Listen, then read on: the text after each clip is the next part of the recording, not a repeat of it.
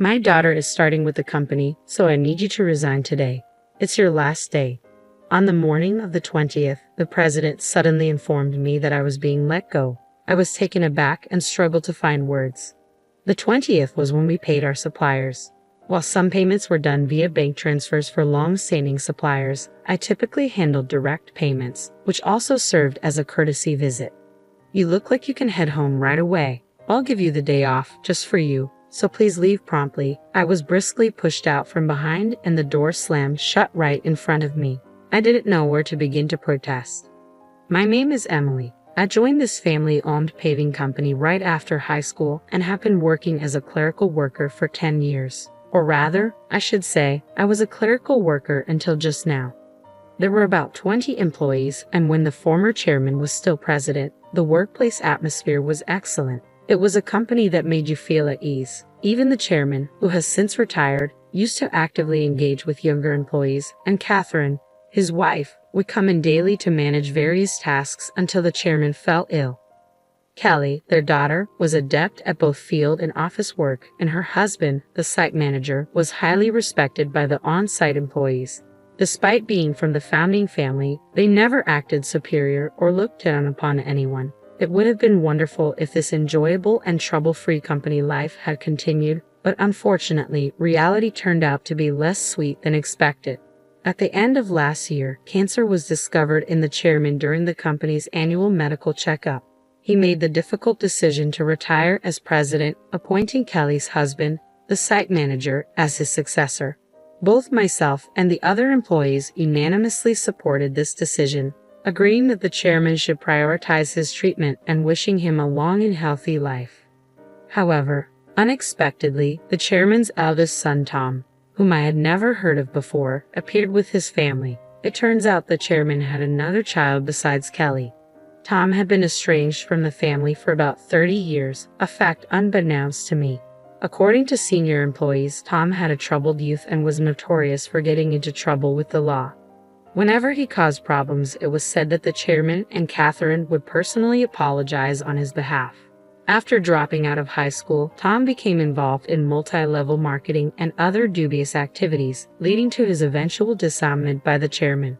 Despite being estranged for a considerable time, Tom suddenly appeared one day, exclaiming, "Dad, I've been wrong all this time. Please forgive me," as he pleaded before the chairman. I was utterly taken aback. Working in a small company where the president's office and the clerical room were one and the same, I witnessed the entire scene vividly. Tom expressed his desire to reconcile and work together in the company, but I couldn't help feeling that such words weren't appropriate coming from someone who had been disowned. I apologized to everyone, but I implore you to consider giving Tom another chance. Kelly and the seasoned employees found it difficult to fully celebrate, knowing about Tom's troubled history. However, they couldn't turn down the chairman's heartfelt plea. As a result, Tom's family moved into the annex of the chairman's house, with Tom taking on a role within the company while his wife managed household duties as a homemaker. Their daughter, whom I glimpsed only once when she visited the company, seemed to be a college student. The chairman mentioned, after facing hardships in life, Tom must have turned over a new leaf. Catherine, too, was tearfully overjoyed at Tom's return with his family. They spoke optimistically about rebuilding the company together, but soon encountered an unexpected challenge. Tom insisted, as the eldest son, I should be the next president, causing tension with Kelly and the site manager. While putting on a facade of diligence in front of the chairman, Tom actually did very little. He frequently made demeaning remarks like, "Manual labor is for the workers, and you're all like worker ants, silently toiling away." Unsurprisingly, he quickly became unpopular among the staff. Some younger employees even approached the chairman directly, saying, "I can't work under these conditions." However, both the chairman and Catherine begged them to be patient, promising to talk to Tom and asking for a long-term perspective. Then, due to stress or other factors, the chairman's cancer suddenly worsened, leading to his hospitalization 3 months ago. It was at this critical juncture that Tom declared himself president. Employees advised Catherine and the chairman to uphold the original plan of appointing the site manager as president, but ultimately, they chose Tom, their own flesh and blood, over Kelly's husband. This decision caused murmurs of discontent among the staff, with some accusing them of being blinded by parental favoritism or senility. Consequently, the once harmonious and joyful atmosphere of the company underwent a stark transformation, descending into tension and awkwardness. As everyone realized the situation couldn't persist, Kelly began taking action quietly alongside the site manager behind the scenes. As a result, tensions began to escalate. I found myself solely responsible for the company's administrative tasks from that point onward. Previously, Catherine Kelly and I could manage our workload efficiently, allowing me to leave on time. Now, however, I'm working overtime every day, often leaving well past the expected hours. It's not uncommon for the date to change before I finally head home. Meanwhile, Tom appears to view administrative duties as leisurely. The president spends his days frequenting hostess bars, betting on horses, or gambling, I heard from others. My relationship with the president deteriorated significantly over an expense issue. He had been using the company's credit card for personal dining and entertainment expenses, which I had overlooked to some extent in the past. This time, though, it crossed a line I couldn't ignore. Bracing myself for his reaction, I handed back the receipts. This expense cannot be approved. What? Why? This is your wife's corrective underwear. It has nothing to do with the business, so it cannot be expensed. Predictably, the president's face flushed with anger. Don't toy with me. She's the president's wife. It's only natural for her to dress well. It's an expense. But it's underwear, and your wife isn't an employee. I managed to reply, astonished that the president could consider a $4,000 expense for his wife's corrective underwear as justifiable. What he said next left me even more bewildered. Then let's turn the sale of corrective underwear into our new business venture. That way it will count as a purchase and therefore an expense. The president looked smug, as if he had just struck gold. But I was left speechless. We're a paving company. How would that work? Tell clients if they don't buy from us, we'll cancel their contracts. They'll all buy, we'll make a fortune. $2,000 for one, $4,000 for a set. It's easy money. The president burst into laughter, but I was appalled. That's completely unacceptable. It would damage our credibility. In my frustration, I lashed out at him, and from that moment onward, I became the target of the president's contempt. Every day thereafter, I endured constant criticism and berating from him. It became so unbearable that I often considered resigning. However, driven by loyalty to the chairman who had always supported me and concern for the company's welfare, if I left, I persevered. The truth was, losing my job suddenly would also spell trouble for me. I resolved to endure it until I could make a graceful exit, but then I was summarily dismissed. If I were to leave abruptly now, it would disrupt our client relationships, I said firmly, taking a deep breath as I opened the door. I cannot do this. Quitting without proper notice would leave everyone in a difficult position, including your daughter, who isn't equipped to handle the workload. Besides, today is the day we make payments. I delivered these words in one breath, fully anticipating the president's furious reaction. As expected, his face flushed red with rage. Shut up. I already told you to resign because my daughter is joining the company. Today is your last day. Regarding the payments, let them wait until they come to collect. There's no need to pay them in advance. Excuse me, isn't it standard practice to pay for goods and services once you've received them? I responded, bewildered, trying to simplify it as if explaining to a child. But the president's next remark was so irrational that I couldn't believe he was speaking like a rational adult. In that case, just threaten to switch to another supplier. Tell them we won't make the payment this time, so they should give it to us for free. What? That's not something we can do, is it? I was so stunned that I struggled to find words. You're completely worthless. My daughter has a college degree. She can handle office work effortlessly. Being family, she won't question my purchases like you do. All talk and no action. Your presence is unnecessary in our company. Leave immediately. In essence, the president seems to believe that by assigning his daughter to handle accounting, he can easily pass off personal expenses as business expenses. Is that so? Just remember, I won't regret this. Words are futile now. My patience has run out. I swiftly gathered my belongings and hurriedly left the company. Yet I couldn't shake my concern for our clients. Knowing Catherine was occupied caring for the chairman, I called Kelly despite her busy schedule. It was urgent. I briefed her on the situation and entrusted the rest to Kelly. After leaving the company abruptly, I suddenly found myself with plenty of free time. Being terminated without notice was a clear violation of labor standards. If I reported this to the labor office, they would be in serious trouble. Thankfully, our company was part of the middle company payment system, which meant I could claim severance pay and 1 month's salary. This system supports small and medium-sized enterprises that struggle to provide severance pay independently.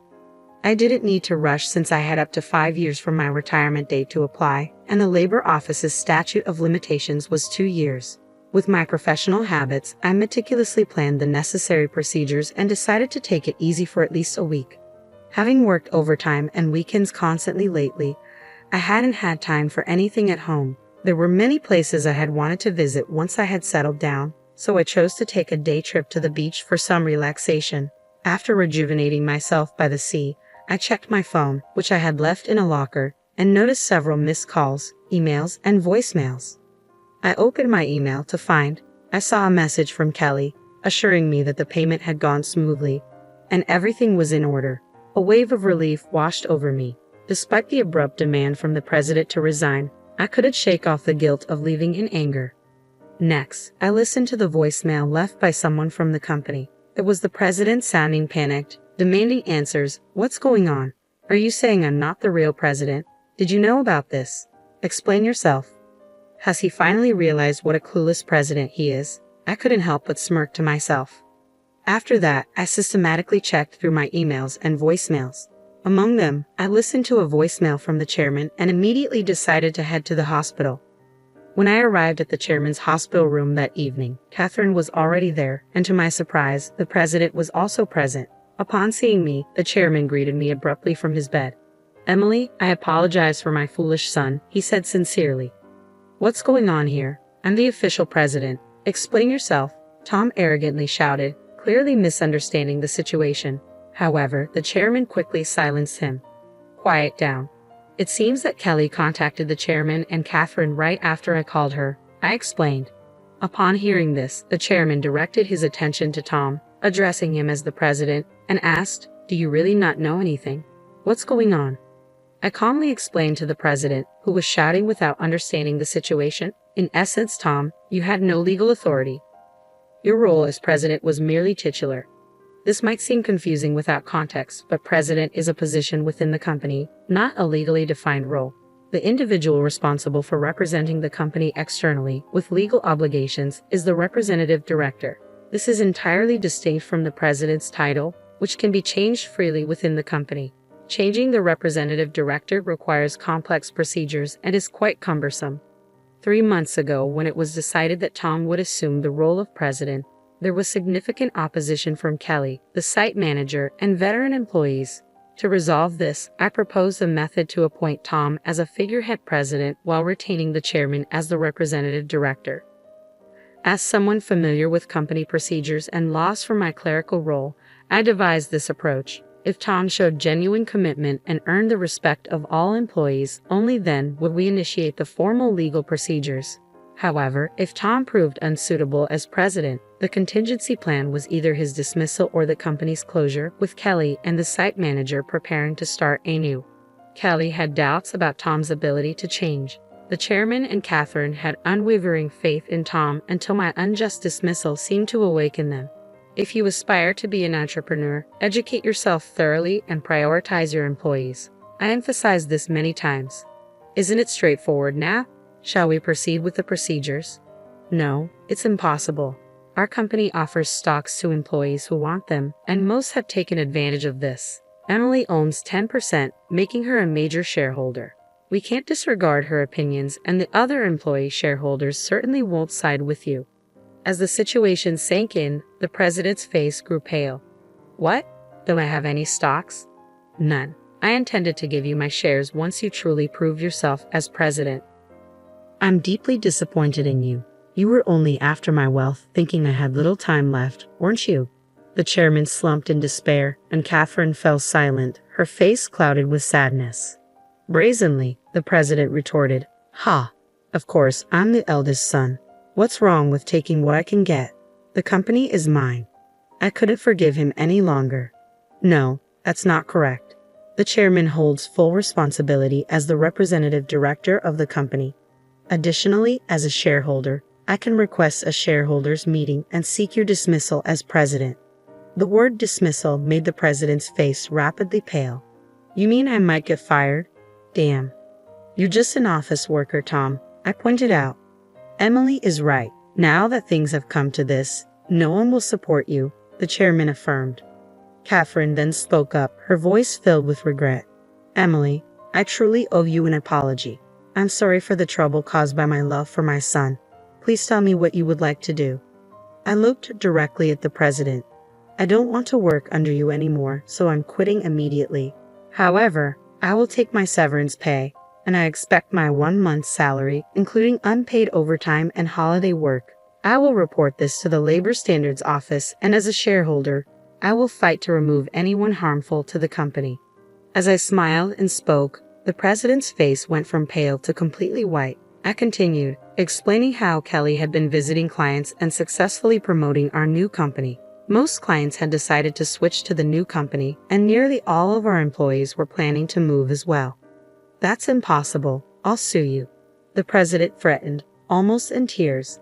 But the chairman dismissed him. I am the representative director. You have no such rights. The president, overwhelmed, collapsed to his knees. I felt a complex mix of emotions. Mr. President, it's a shame it came to this. If you had changed your attitude when you returned, things could have been different. There were many opportunities to learn and improve, but you squandered them all. This is a classic case of reaping what you sow. Eventually, the chairman decided to close the company, leaving Tom unemployed. The president's wife attempted to sell corrective underwear, but it didn't sell at all. They were reported for aggressive door-to-door sales and were eventually arrested for running a pyramid scheme. When Kelly returned to her parents' house for an errand, she found several boxes still filled with the unsold corrective underwear. Their daughter found employment at another company, although the details remain unknown. I now work at Kelly and the site manager's new company, and I am happy every day. I want to continue to cherish my relationships with people and live sincerely.